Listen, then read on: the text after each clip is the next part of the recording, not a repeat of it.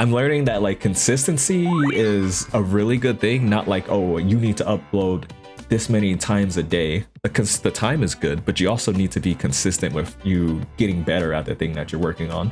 Because if you're like not looking back at what you're making and not trying to improve on what you did before, like being consistent but consistently bad, oh man, I don't like that these things are going the way it is. People don't like it, blah blah blah, and they just like quit, and they don't consistently try and do better because they're just like, oh, I didn't get the reaction or the thing I want. I'm done. I can't do better at this.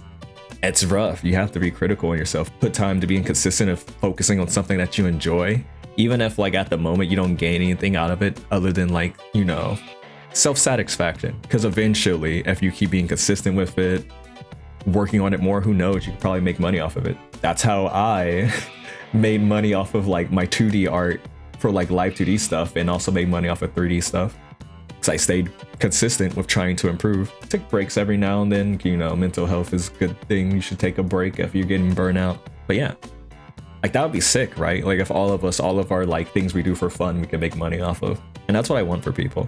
But you know, it's easy to like get stuck on like, oh, I suck. Oh, people aren't liking what I'm doing. And then either completely quit or just like completely quit or just not even want to work on it anymore. And that's when like, that's when the dread hits and you stop enjoying it.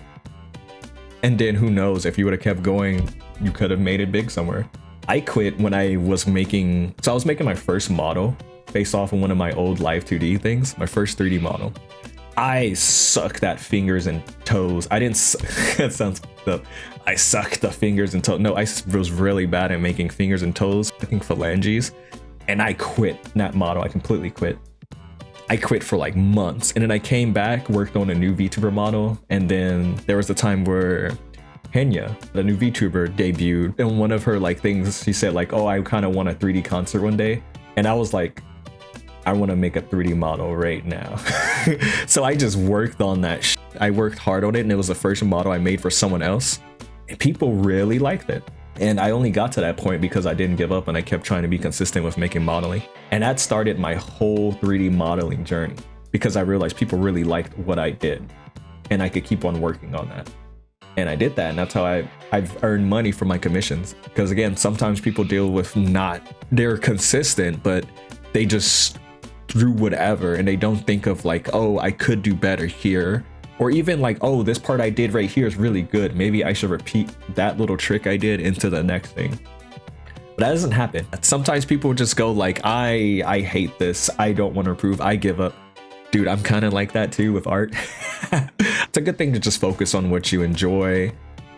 And even though like you're doing it as a hobby, try your best to like improve it bit by bit.